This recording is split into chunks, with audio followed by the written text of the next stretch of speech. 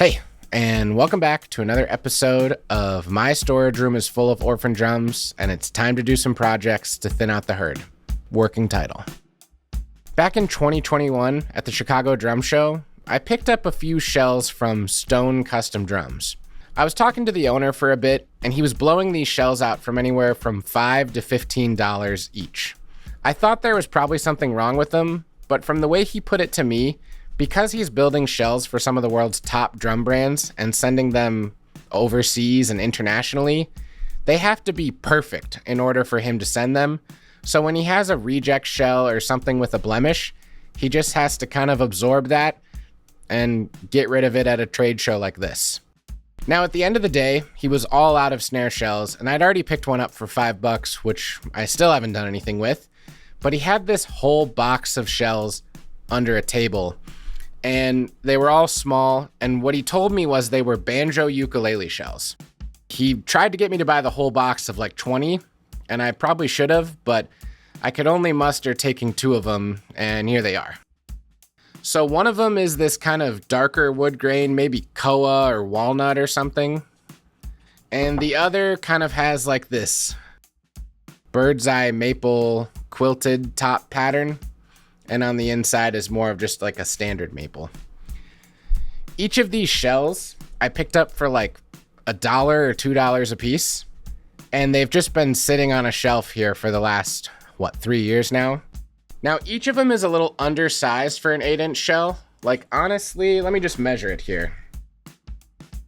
It's 7 3/4. So if you were to put a head on it, it would be 1/8 of an inch shallow on each side, which I think will be fine for using standard 8-inch drum hardware. And the other thing is they're really thick. Maybe even twice as thick as a normal drum shell that I work with, like a 6 or 8 ply.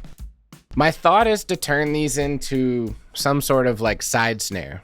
I've seen like companies like LP and Tama make these little effect snares, and they have that sort of child snare mechanism on the inside as opposed to traditional snare wires.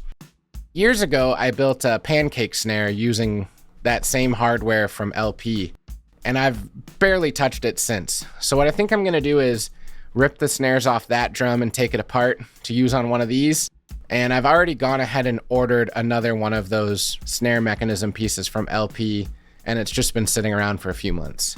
So these shells are in pretty good shape, and they're already finished to a nice degree on the outside.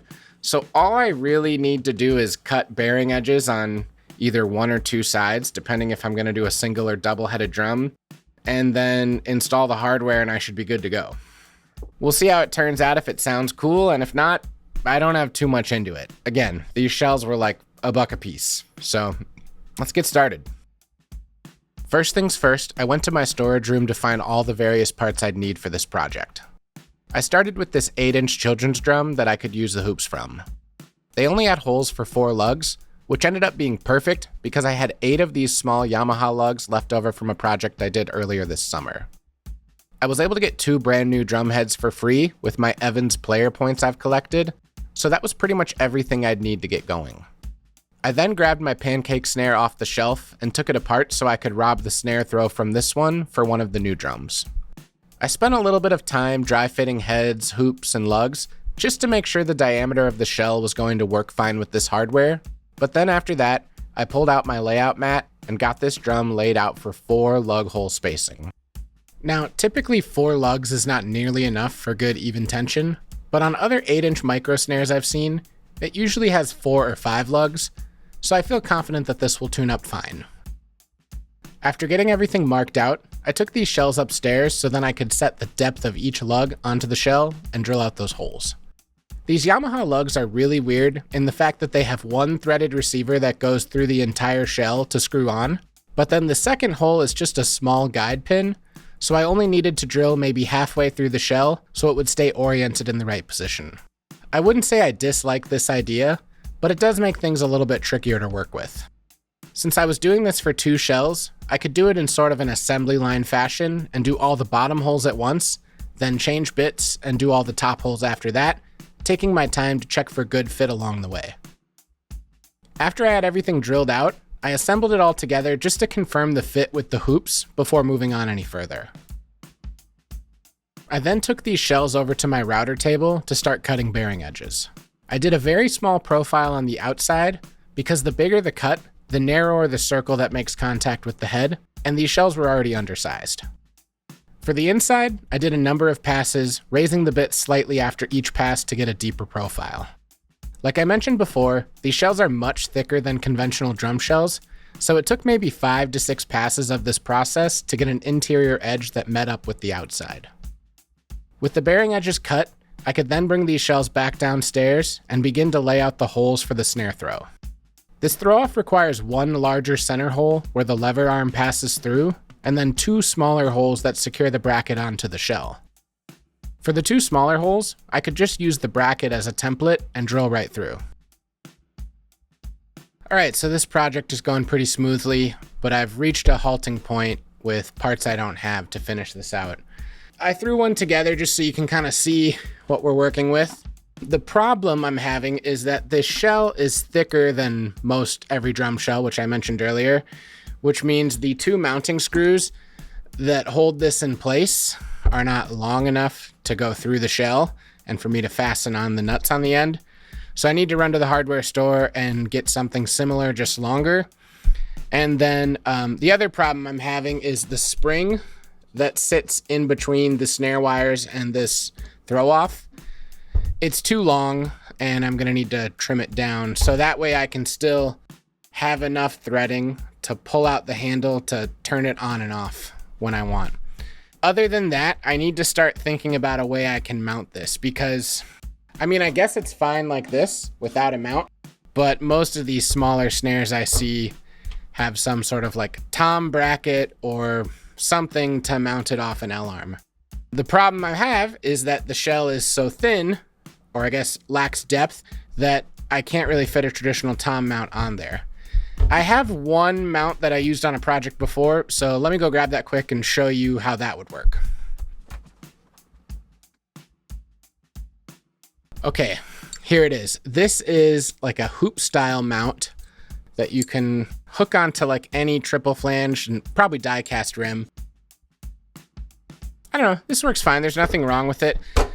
These are made by Dinette or Gibraltar, and then I found a knockoff version on Amazon of it, and that's what this is, and I think it was like maybe 20 bucks. I want to do something different for this though, because I actually think these are pretty nice drums. Just getting a chance to tap them a little bit and play it, I think this could be fun and something I want to hold on to. And I own an LP drum set Pandero, like the Stanton Moore signature model, and that has the bracket that I also see on like LP mini timbales or micro snares.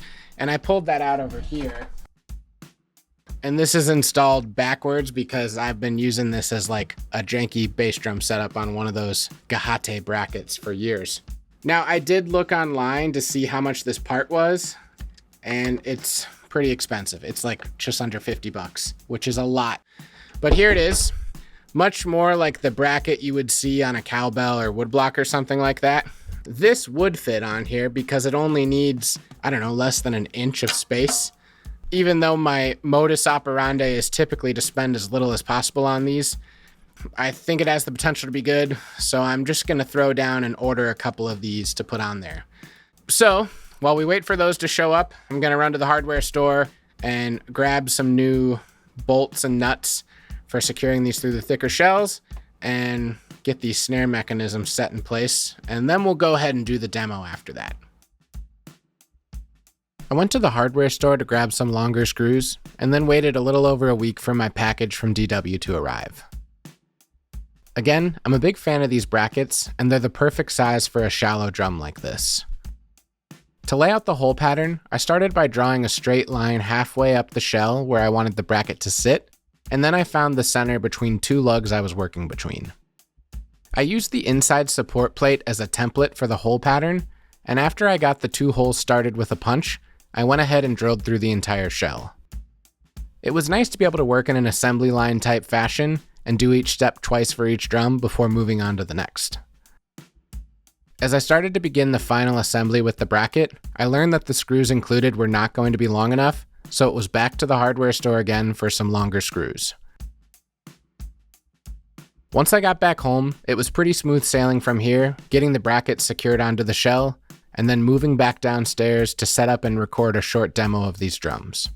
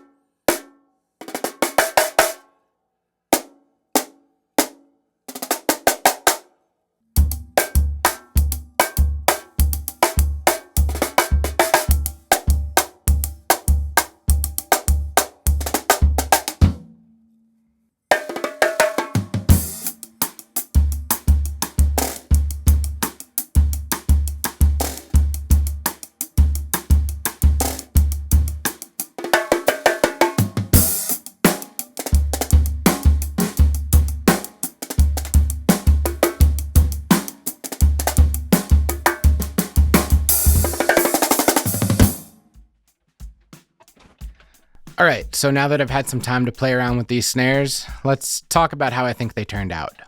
I know in Brazilian music, there's a few specific drums, one called a tamborim, which is like a handheld drum with one head that you'll use your finger underneath to muffle. And then there's another one called a caixa. I'm probably getting the pronunciation wrong. Don't hate on me. But it's a very dry snare sounding effect. And to me, this is like a middle ground of both of those. When it comes to the build process, I think this would have been like 10 times easier had I just used a normal snare shell, because I had issues with getting multiple pieces to fit on this shell with screws and lugs that weren't long enough. So I had to take multiple extra trips to the hardware store to find stuff that would work. And then when it comes to this snare throw off, the way it works is that you pull out this handle so that you can turn it, which does work on here.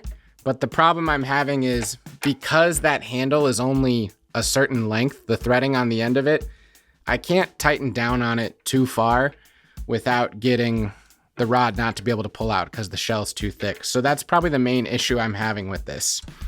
I noticed that on this drum, I was able to get the spring a little tighter, and so that gives it a drier sound, and you probably heard that in the demo. But I do still think this one sounds good, and it's interesting, and it's a contrasting tonal characteristic. Another thing that would have made this project way easier is if the shell depth I would have had to work with was a little deeper, because then I could have just bought a normal tom mount and probably saved a few bucks. Now, I don't really need to keep both of these drums since they're so similar.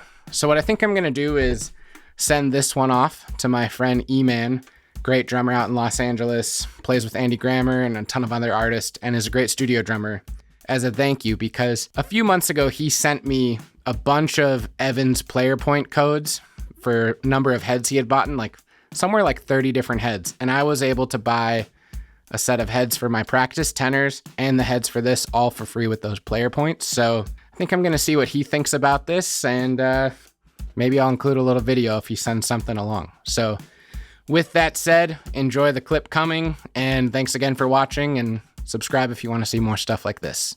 All right, thanks.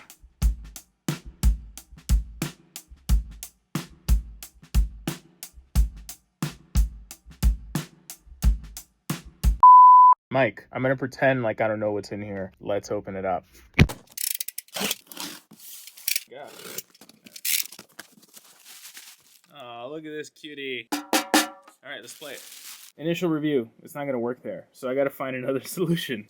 I put it on a little clamp here. There it is.